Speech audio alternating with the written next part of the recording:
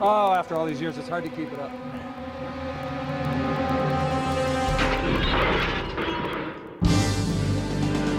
It defined the 80s as much as Reagan, Thatcher and Filofaxes. 300 million people were getting a lather every week over the world's first super soap, Dallas. I'm still a hero down there. They love me. I love them. Made them a lot of money, and they made me a lot of money. Dallas is a good town. You could either make yourself nuts by trying to remember the plot, or you could just do every scene exactly the same, and then it didn't matter. Good morning, darling. More coffee, darling. How are you this morning, JR? Even now, you say the show was watched by 300 million people. It's just mind-boggling. We were recognized every day of our lives in over 100 countries around the world. I don't miss being that famous, and I don't miss getting up that early every day. But I do miss the faces of that cast that I love so much. For most of the last century, Dallas was famous as a cowboy town, as the oil capital of America, as the city where JFK was shot. The first unconfirmed reports say the president was hit in the head. But then it became the city where JR got shot. And Dallas became the home of Dallas. Dallas was a story of the Ewings, a feuding family of oil barons who were incredibly rich, but still all lived together on a tiny Texan ranch called South Fork.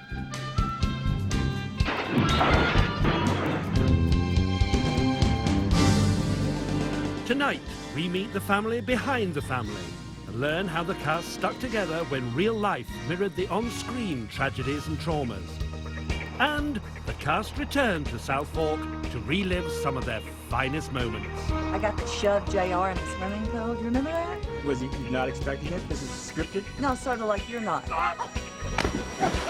And with unprecedented access to Dallas outtakes, we reveal the non-stop party that went on behind the scenes.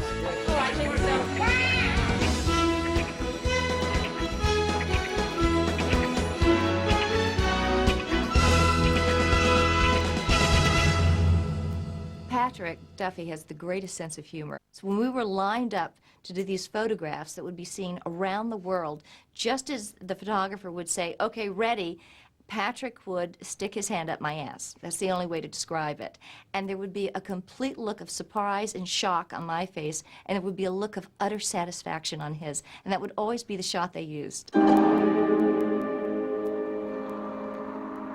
For 13 years, the Ewings of South Fork were television's dysfunctional first family.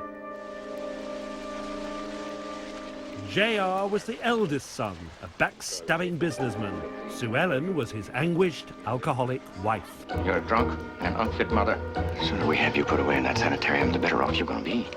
JR was always competing with little brother Bobby, both for control of the family oil business and the love of their hapless, long-suffering ma and pa, Jock and Miss Ellie. Bobby was the good brother, the one who wanted to play by the rules. I've put up with all the wheeling and dealing and backstabbing that I'm going to. There was just one other problem. The Ewings were locked in a bit of feud with a rival oil dynasty by the name of Barnes, and Bobby had just gone and married Pamela Barnes. That didn't best please the rest of the Ewings. Ooh, I love this song. And that's where it all began. In 1978, filming started on what began as a mere 5-part miniseries. The leading man was Patrick Duffy, still damp from his success as the web-footed heartthrob in The Man from Atlantis. His new bride, Pamela Barnes, was played by Victoria Principal, and together they would very quickly become TV's hottest couple. Day one, scene one, take one, was Victoria and I in the car pulling up to the service station. I remember it vividly. It somehow was that important to me. I love that scene. I actually still have the leather jacket that I wore in that red Mercedes. It had to be 5 below zero. I'm exaggerating, but it was freezing. And we were supposed to be driving back to tell the Ewings that we were married. Your folks are gonna throw me right off that ranch. Relax, honey. You're my wife now. You're family. You are a Ewing.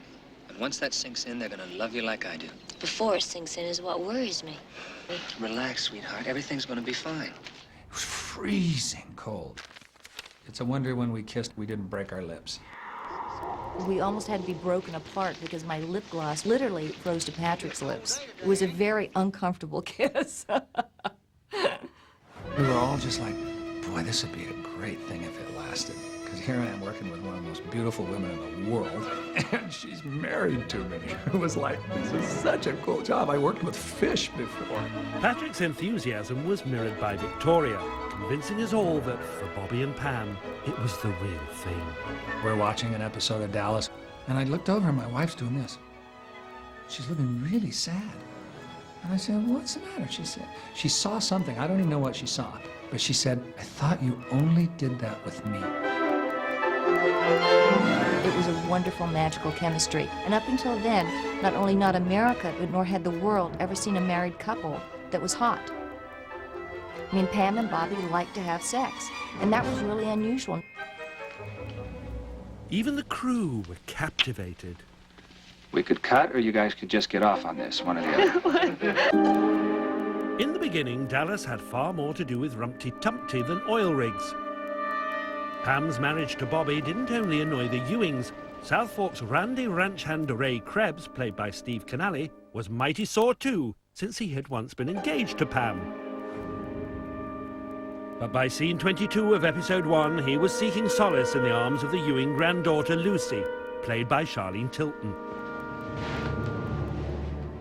How could a fella forget being in the hayloft with a beautiful girl like Charlene Tilton? Steve Canale and I had some incredibly, really pushing the envelope love scenes. They really didn't show that kind of stuff at that time. Call me her name.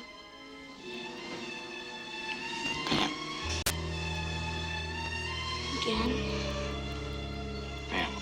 Remember, he looked at me and went, I thought you'd be a little bit older. I mean, I looked like I was 12. I was 17, but I looked like I was 12. I'm telling you, I'm feeling like some sort of pedophile.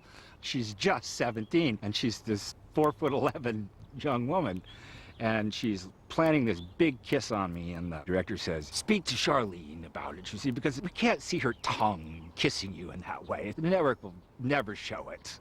I had to tell her, and she said, oh, okay, no problem. I don't want him to cut my scene. She was just putting her heart and soul into the part. Steve's lying. It was Steve was the one with the tongue, not me. In the beginning, the character we all remember Dallas for was in the background. No one thought a bad guy like JR could be the star. But it was clear from the cast's very first meeting that, with Larry Hagman on board, things were never going to be straightforward. Nobody beats old JR. You know that. We had a reading before we went down to Texas. So we all got there, good little actors that we were, and we're all walking in going, hello, how are you? Oh, nice to meet you, nice to meet you. And then Hagman walked in. And Hagman walked in, dressed all in fringed leather, with a giant big hat and a big tooled saddlebags. And in the saddlebags were stuffed bottles of champagne. I remember looking at him thinking, oh my God, this is going to be my, quote, husband. This eccentric wacko is going to belong to me. Lucky me. That's how we got to know each other. And it was perfect. It became a cocktail party atmosphere. And that maintained itself for 13 years. Larry had just had a huge hit with his role in I Dream of Jeannie, and coming from a show business family, he was used to life in the limelight, and as JR, he hogged it all. From the very beginning, nasty JR was scheming to bust up Pam and Bobby's marriage. He arranged for Ray to get her soaped.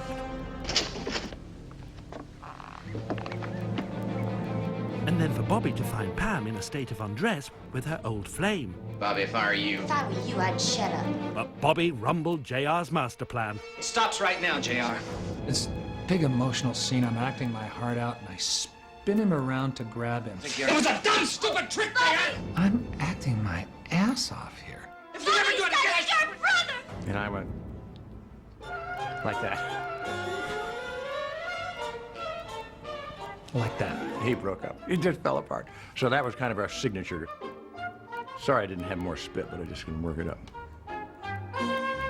It was like, okay, I get it. everything is fair game, and let's have fun. And we did. And when the cast messed around, the cameras kept on rolling. Patrick and Larry are a couple of the biggest clowns you ever want to meet in your life, and they just feed off of each other. I am absolutely boring up against those two. They were like little children, you know? They just couldn't help themselves, especially at dining room scenes. Dinner's ready. Should we go in? We would cringe every time we'd open the script and there would be this Ewing family dinner. We'd think, oh, no, we have to sit through one of these. So Patrick and Larry would always have food fights. They would put a dinner roll on a fork, and then they'd hit it and it would fly across. Roll, JR? Yeah. Nice. Patrick and Larry were just kids. And at first it was just the two of them. But pretty soon, Linda Gray and I just gave up and joined in. It was easier. Luke, go up to the main house. Have him call a doctor. I can't even begin to tell you how hard it was to make love to Bobby Ewing. Patrick tormented me.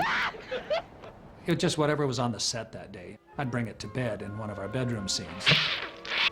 He had someone push a dummy's leg between us while we were making love, so that I thought that the biggest thing I'd ever come across in my life had just slipped up my groin, and I screamed and ran off the stage. And I would get upset, and he would always talk me out of it.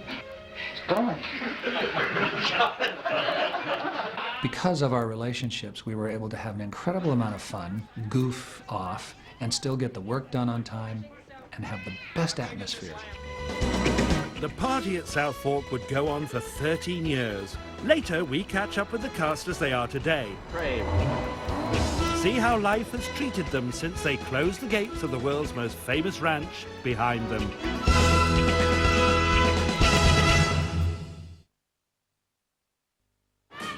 Yeah, I got kind of lost. Left, then right, and the car still available? Yeah, great, I'll see you there. Cheers.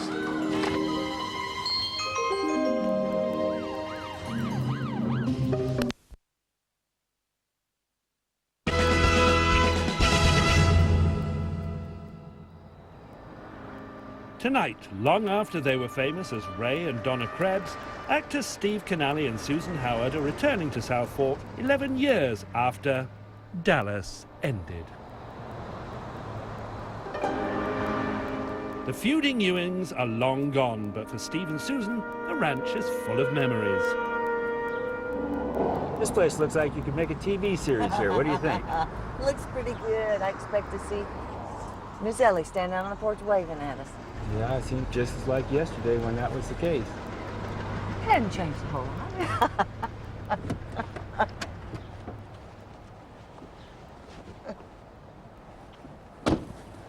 What was your first thought when you came up here? Well, it just seems like all the years just vanished and we were out here yesterday. South Fork was actually too small to film inside, so interior scenes were shot in a studio in Hollywood. But South Fork came into its own for the many ranch action scenes. The first time I was here, we were sitting up there in the stands, and you and Patrick were on the bulls. The funniest things. When y'all would be there and about ready to come out, you'd take your head, you'd pull it down like you were Steve McQueen. Or, Well, I you was. know. I was John Wayne and Steve McQueen You and all were those so- guys rolled up. It was so Hollywood. Let's have a hand for Ray Krebs. Get in there, cinch that thing down, get all wrapped up around there. And we actually were on those bulls, as you recall. But And they are mean and dangerous, and you can definitely get hurt in there. Yes, It's you not a can. place where actors should be. And about the time you go like this, like, let him out. And then you would jump out of there. Here comes Ray Krebs. If they actually let him out, you would have been in deep You would have been doo-doo. there. Right style, look at that cowboy run. We faked him out, didn't we? People said, gosh, you know, are you really a cowboy? I said, oh, no. Point. I remember there were some scenes that I played in this barn that had to do with Charlie, you remember, and she was misbehaving. Yes. Who was her boyfriend? Well, oddly Which one? enough. Wait a oh, wait, minute. This was what's this his is- face? One of them was Brad Pitt. Brad Pitt. I had totally forgotten Yeah, about that. I remember And that. somebody said, you know, do you remember when Brad Pitt was on this show? That's right. I said, you mean Brad Pitt? Says, yeah, well, you had scenes with him. I said, I did? You get off this ranch and you stay off it. Get out of here. Go on. Yes, sir. And then whatever happened to Brad Pitt? Every year, the entire cast decamped to Texas for filming.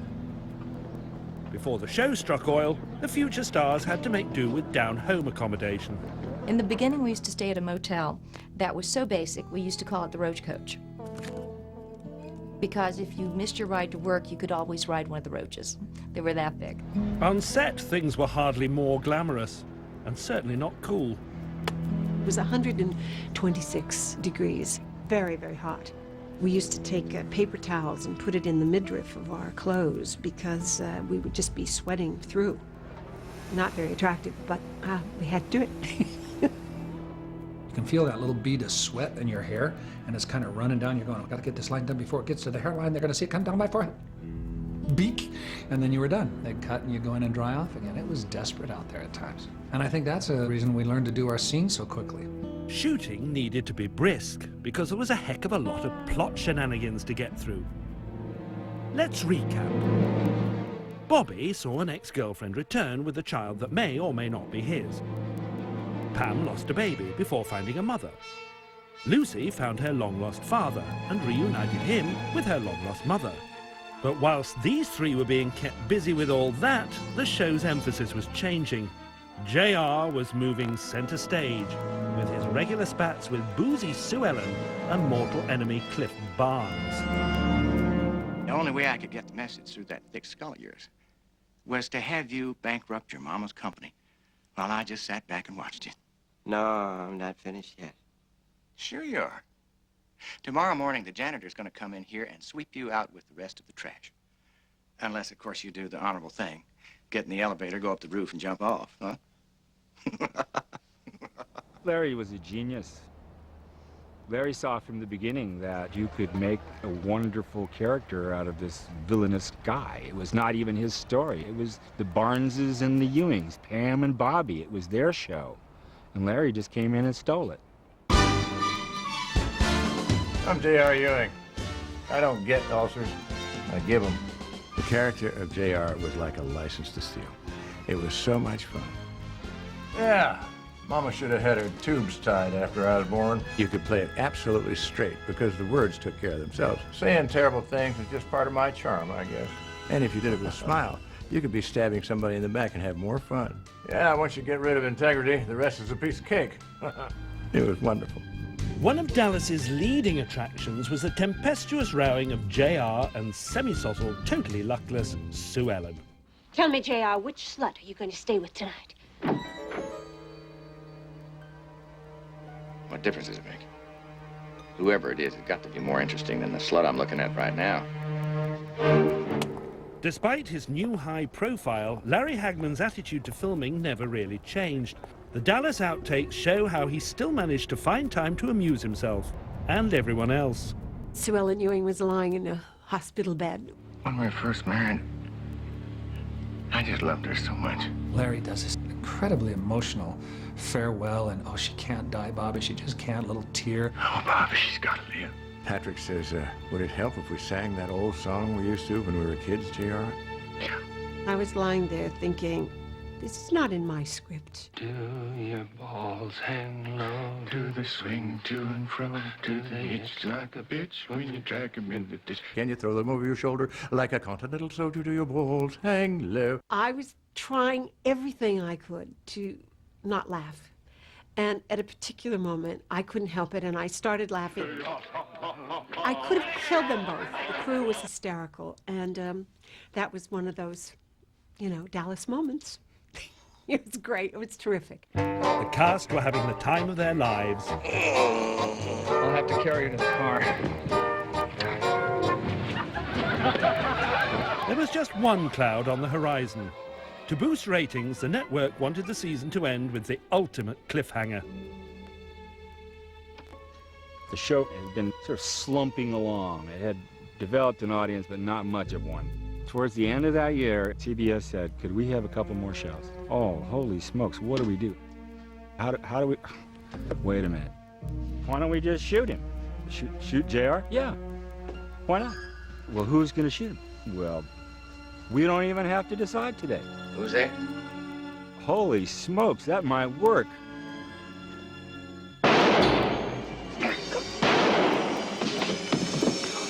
You hear the gunshot, you see him take the hit, he goes to the floor, freeze frame, end of the season.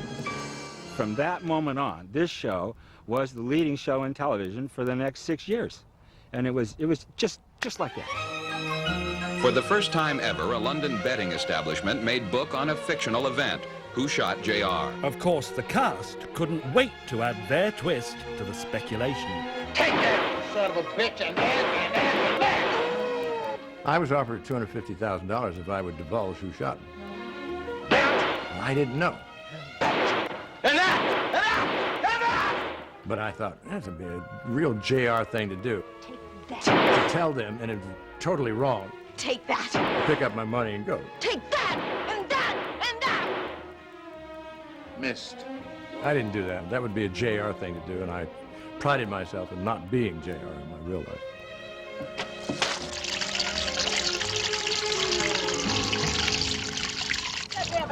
Oh, no, darling, no, because I have a terrible cold. I wouldn't want to get it. Hagman took advantage of public interest by threatening to leave the show unless granted a massive pay rise. He landed in London to headline the Royal Variety performance. I was making decent money, but nothing like I was worth or I felt I was worth, so I asked for what I felt I was worth. And, you know, I realized that if I hadn't gotten it, I'd probably never worked in the business again. I mean, that would have been the end of my career. The threats that come, you'll never work again, and yada, yada, yada, and we'll cut you off, we'll recast. Which threats can... Really? With whom? Hello? There is no way you could have Dallas without Larry Hagman. Cheating at poker to win me some dollars, twisting the ear of a kid till he hollers, scaring young girls with lascivious grins. These are just some of my favorites. The studio eventually accepted most of Hagman's demands, and he returned to South Fork in his own helicopter to a standing ovation. The Royal Variety performance was not nearly so successful. La la la, and I forgot that particular lyric. But he wasn't the only Dallas denizen to hit a bum note by turning to music.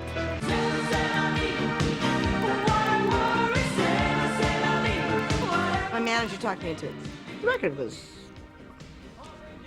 mediocre at best, but it was fun. So, it did well. I actually have a gold record in Europe.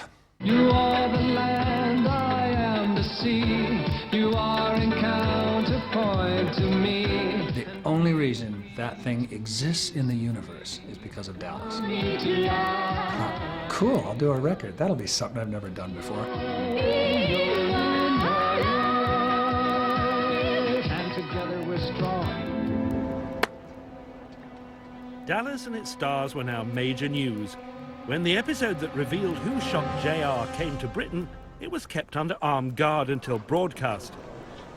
Over 20 million Brits tuned in to find out who had tried to murder the Texan they loved to hate. It turned out to be Mary Crosby. Well, I was having a little affair with her, and she happened to be my wife's sister. And she thought she was knocked up, so that's why she shot me. However, as Dallas featured more glamour and gunfire and less cowpoking and yee-hawing, so there was less and less for Steve Canale to do. With uncharacteristic generosity, JR came to his rescue. Larry Hagman was now directing occasional shows, and a major power behind the scenes with enough clout to change storylines. I was ready to quit. And Larry says, don't leave this show now, Steve. Let's work on this together. I have a fourth son. I said, well, how about you being the bastard son? I found that out yesterday. I kind of mentioned it to producers, and they made him the bastard son. Ray. Welcome to the family, boy. There was only one hitch. Ray had been in the hayloft with Lucy. That was his niece. So it was a little dicey there, you know. We had to kind of play that down. It took the third year before we were able to bring that into the show. Ray and I very clearly had been together for quite a bit of time in the beginning. And then we find out he's a Ewing, so yikes. They just kind of ignored that and went right on. Events at South Fork were becoming more and more twisted and bizarre, But real life would become more shocking than anything that happened on screen, striking down members of the cast and their nearest and dearest. His parents had been killed, murdered, shot with a double-barrel shotgun, both of them in the chest, died, boom, immediately.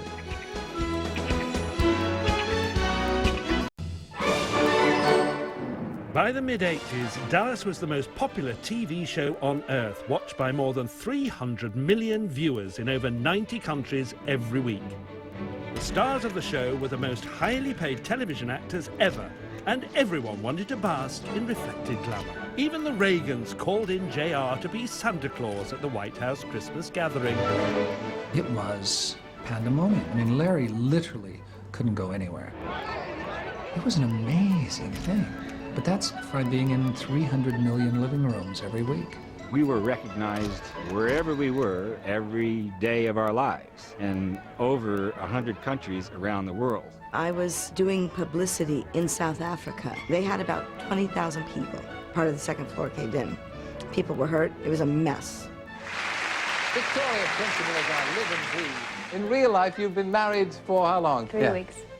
Back then, it was unheard of that there'd be helicopters and that people be in trees and but all of those things were happening that day during the wedding. The sound was obliterating our wedding. Harry and I look at each other like, is this happening? People are watching us between their feet. You know, they got their beer, they can go to the bathroom, they talk while we're talking, they make love, they do whatever, but we're in their home. And they see us on the street and they just don't know how to make the transition. People related. They thought that the actor was the character. Do you practice on the drunkenness when you're off the set? No, I don't. They would walk up to me on the street, send little letters. You know, well, I spoke to my therapist, and my therapist thinks you should do this. It's dangerous. It's like being a criminal. You have to set up a space around yourself, like the no-tread space, leave me alone space. What I had were stalkers. I had not one but two people who were very, very dangerous, and their intentions were very, very dangerous. I came back at about 1 o'clock in the morning, and there was a gorgeous woman in my bed. She said, my husband's away for the weekend. I thought we might have a little fun, JR. I had a glass of champagne with her. That was it. But real life couldn't always be kept at arm's length, as the cast discovered one fateful afternoon during filming. The Ewing men were on a hunting trip when it became clear all was not well with Jim Davis, alias Big Jock Ewing. It was a really hot day, and the wind was blowing. So you didn't feel as hot, but you were evaporating all the time. Everybody was dehydrating, and he wasn't drinking water or anything. We're all out in the sun doing this scene, and Jim just out of the blue says, what are we doing here? And we all laughed like he was making a joke. Nothing, Jim. Who knows what we're doing? He goes, no, what the hell are we doing here? I said, well, we're out, you know, we're shooting in Dallas. Dallas? What the hell are we doing in Dallas? We were making a television show. What show? And everybody kind of went, what show? And he knew who he was, but he didn't know where he was. He had no concept of Dallas. We knew that he was wobbling. We didn't know that it was cancer. We just thought he was having a heat stroke. Doctors discovered a tumor on Jim's brain, and he began a course of chemotherapy. Despite being given 2 years to live, he went straight back to work. Every day, going through chemo treatment and radiation. God bless him, he lost his ability to stand on his own. He lost his balance, his hair came out. We had to put a wig on him. We had to sit him down at the table, and he would not give up. It was a sad thing to see such a towering image of strength be debilitated like that in every way but his spirit. It was sad, very sad. We were a family, and to lose a member was like losing a member of your family. Very sad. And think of him to this day. Jim's death had to be written into the Dallas plot line, and soon Jock would disappear in a plane crash. They say that... they say that... Oh... They say... that Jock is dead. The show just had to go on. Miss Ellie bagged herself a new husband, Clayton, played by Howard Keel. Barbara Bell Geddes, who played Miss Ellie, decided to leave. So in stepped Donna Reed, but she was still meant to be Miss Ellie. Well, at least for a year, when Barbara Bell Geddes decided to return, and Miss Ellie was Miss Ellie again. Bobby's love life was just as confusing. When he divorced Pam, his new love interest was Jenna. She had been played by 2 different actresses before a third stepped in, one of the most famous women in the world, Elvis's widow, Priscilla Presley. I'm sorry we're late, everybody. Coming into that cast, after reading about it every week through the tabloids, I think I was scared to death. I mean, I thought, oh my God, what am I doing? You know, they've been together for so long. Here comes the newcomer. And to my surprise, they welcomed me, you know, with open arms. Jenna, I'd like to officially welcome you back to South Fork. It's nice to be back, JR. You look lovely. I changed outfits 4 times. I guess I was a little nervous. Well, no reason to be nervous. We're all just one big happy family, right, JR? That's right, Ray. I couldn't have asked for anything better. You know, I was signed for a year and ended up doing it for 5 years, so I really became part of the show. Darling, why don't you sit in your regular place here? And that's right, Jenna. You sit in Pam's old chair. Although newcomers were readily accepted into the Dallas extended family, it was the veteran stars who had the off-screen clout. It actually was negotiated into my contract how many times a year I would be seen in a bathing suit or in a teddy. And I used to call it the 3 teddy year. Now, Bobby. Now what, honey? I would not be seen in more than either 3 bathing suits or 3 teddies. Not 6, but 3. They had to divide it up because I felt that it was abusing me. Just as Larry Hagman had done, Steve Canale used his influence to become an occasional director of the program. But Steve Canale's debut behind the camera turned out to be one of the cast's most tragic days. The very first show that I directed, I'm driving through Beverly Hills to Culver City, 6 o'clock in the morning, listening to the talk radio, and I hear this announcement. Actor Patrick Duffy, who plays Bobby Ewing on the TV series Dallas, today received word that his parents had been murdered, apparently during a holdup in a bar that they owned in Boulder. Kind of went in one ear and went out the other ear, and then it settled in, and I went, oh my God. I got to the set, and somehow I knew what had happened, and I called his house and he answered, and we spoke, and he told me he wasn't coming in. And I don't remember much about the rest of the day. I think it was probably on autopilot for the rest of the day. We got word that his parents had been killed, murdered, shot with a double-barrel shotgun, both of them in the chest, died, boom, immediately. I arrive and everybody now has heard Patrick is not going to be on the set as was scheduled, and my entire crew was totally devastated. This is like my first day as the director. It's not an easy thing to do, but I had to say, okay, you have to pull yourself out of this. I told them that Patrick would want us to work as best we could. I said, let's just come in here and put our nose to the grindstone. Everything worked absolutely without flaw.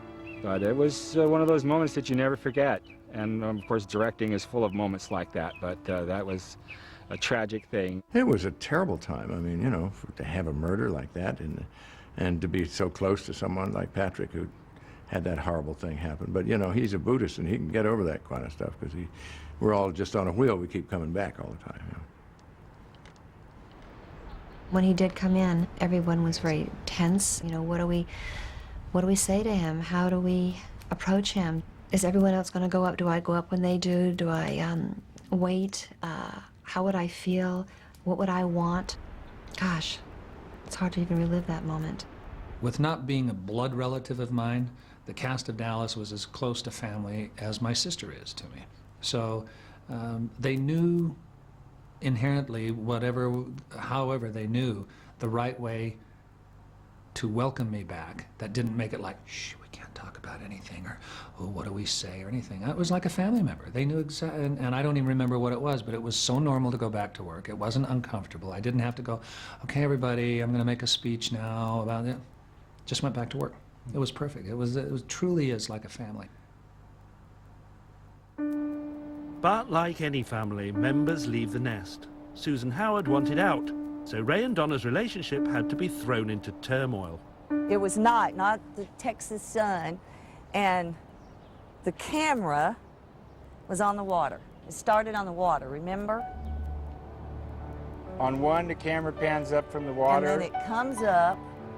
I'm all pensive and whatever. And Ray makes a clean upset entrance. Says, kind of chilly out there. You want a coat? And Donna said, no, I'm fine. Well, I'm not. Ray walks up and says, Donna, Ray touched her and she flinched. She to come back to me. And with all that she can muster, she looks him dead in the eyeballs. Yeah. And says, I don't think I can. I don't think so, big boy. Well, Ray's very pompous. He says, I don't know why. you love me because I'm just such a great guy, and you know I love you because I wouldn't cheat on anybody else. She says, give me a break. Look, wrote this script? we've had our differences, you know. Everybody that's married has differences. Right. Just hear me out then, would you? No. No. She was a fool. Well, she went off to bigger and better things in politics. She did? That's what Is I that thought. what they said? That's what they told they me. Lied. Oh.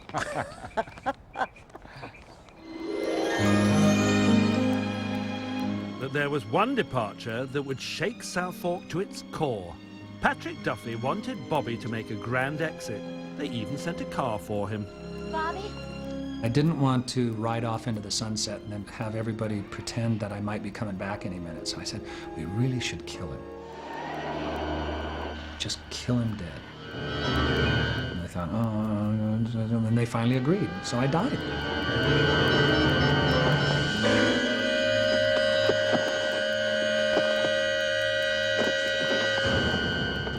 When Patrick left the show, what a sad thing. We all love Patrick. You know, here we have this fella dying.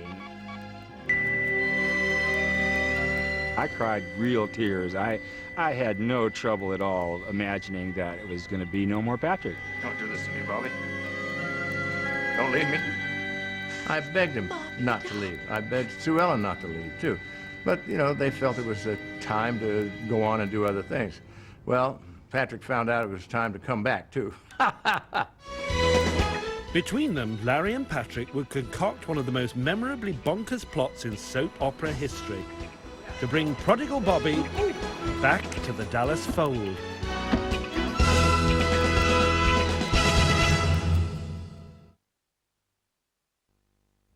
Can I help you, he said. Nice shoes, I said. You bet, he said. How much, I said. You can't put a price on the stars, he said. Talk straight, I said. On the moon, he said. These shoes, he said, are...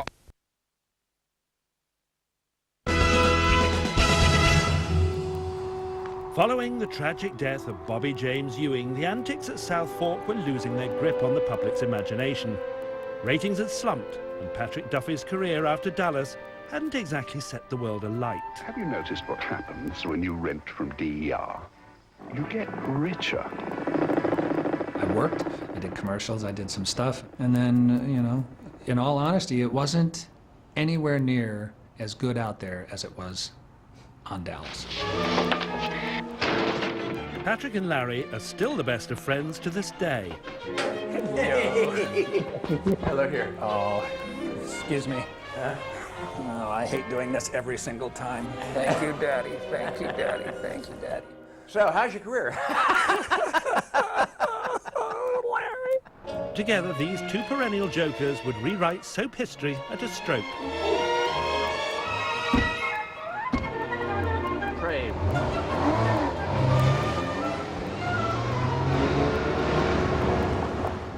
I got a phone call from Larry, and he says, come on out, take a jacuzzi and have a drink. And I looked at my wife, and I said, they're going to ask me to come back on the show.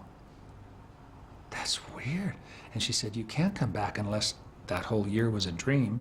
We laughed, went ha ha ha, and I went out to talk to Larry, and he said, come on back, we're going to have fun. And I thought, yeah, I'm not having fun out here. And then I came back. TV programs discussed it. Newspapers reported it. How exactly would Bobby Ewing be brought back from the dead? No cast member knew what was going to happen, including Victoria. Millions tuned in on Friday night to witness Bobby's apparent resurrection. Nobody knew how I was coming back on the show. Everyone thought Bobby would appear during a wedding scene. Come on, Bobby! But that was not to be. I couldn't film anywhere on a lot in Los Angeles because somebody would know what we were doing. So Leonard hired a commercial crew, a crew of guys who only do television commercials. And he bought a case of Irish Spring soap, and we built a shower. I was called in to come do the scene unexpectedly, and I had this from wardrobe, but but I had never worn it, so I had taken it home to keep it. I think that's called theft, but nevertheless, they called me and they said, do you have something of your own you could bring? So I thought, oh, I might as well bring in the one I took. And I brought it in, went to the shower, opened the door, and no one was there. I thought I was supposed to be having a nervous breakdown. So one of the happiest days of my life was when they cut it together and Patrick was in the shower.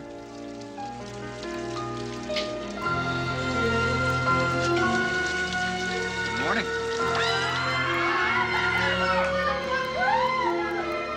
I actually turned and said, good morning. And you can have a good morning too if you wake up like the Duffys and shower with Irish Spring. And when we watched the show in my house that night, I probably counted to 30 and the phone rang. And it was Victoria. I have no idea what I said. I'm just sure that I was incredibly happy, and I'm probably cursed. She's going, I can't believe I did that. She had no idea it was going to be that. So it was very exciting. It was really cool. Despite massive audience figures for the shower episode, it did leave one slight difficulty. Namely, the instant dismissal of one whole year's worth of Dallas episodes, 30 hours of plot development, new characters, and the usual twists now had to be ditched as just a dream. Dallas fans were crazy for the show, but were they this crazy? It's almost like, name the thing that you have the hardest time accepting on Dallas, and most people would say, it's that dream thing. I just don't know if I like that or not. I don't think the public appreciated it. That wasn't what they wanted. They had lived through the death. It was the only way to explain everything, but it was the only way to explain everything when the show had already lost its way. Couldn't he have gone away and been the man in the iron mask, and they discover him in a dungeon somewhere and rip the, oh my gosh, it's Bobby. Dreams solve all kinds of problems in literature. You can wake up, Midsummer Night's Dream, they wake up. They wake up with ears, but they wake up. Of course, in their estimation, you just throw it out there, and if they love it, they love it, and if they hate it, they do, and they did. And the show just kind of went, What's happening in life, boy? Well, right now I'm half blind. Did we order that? No, we haven't ordered. We haven't ordered yet. You ordered La Bamba. Look at that. Isn't that beautiful? With Patrick back in the prickly bosom of his family, JR and Bobby's dirty double act was resumed, but Dallas never regained its popularity. The South Fork saga would run for 5 more years of endless revolving storylines and an ever-evolving cast. Then, after 13 years and 356 episodes, Dallas came to a final freeze frame in October 1991. The cast were at last free to flee the Ewing mansion and reinvent themselves in the outside world. Right, you guys, come on, quit talking about our sex life, okay? Patrick Duffy went on to star in another TV series, Step by Step, until it was cancelled in 1999, and now devotes his energies to golf. I hunt birdies now. Birds? On the golf course. Ridiculous game. Patrick is also writing a science fiction novel featuring his old alter ego, the man from Atlantis. Larry, too, is now an author. He's just returned from promoting his autobiography across Europe. You got the leather-bound edition. No, I didn't. You didn't? No, I just got time to have a head roll. Larry, Send Patrick the leather-bound edition of my book. What's Larry, it say? that's your rectal thermometer. Oh, sorry. It's the other part. Well, it's 20. As well as the tales of Dallas, the book chronicles Hagman's Herculean drinking ability. God, Larry, remember when we used to do this with something other than iced tea? Oh, yeah. I don't think anybody could keep up with Hagman. Hagman had practiced at his drinking for 40 years. I drank 4 or 5 bottles of champagne a day, but I never got drunk or anything. Just kind of kept that, that even kind of click going all day. He'd come in the morning, I'd have a glass of champagne with him at like 7 a.m. And then I'd have to bow out until lunch, but he would just keep that going. But he also was never out of control, and we never lost a square frame of footage because of him drinking, ever. There are reports from California this morning that actor Larry Hagman is getting a new liver. Larry received news that he was going to have a liver transplant. That was traumatic. I mean, that's life-threatening. And we're such close friends that you really think, is this the last time I'm going to see him? The damage had been done to my liver. It didn't matter whether I was drinking or not, and it just disintegrated. And then when they opened me up, they said I had 2 weeks to live, so we were right under the wire there. I was one of the first to see him after he came home. And I remember it to this day. You know, he was alive. Larry was alive, and we just sat there and cried. Yeah.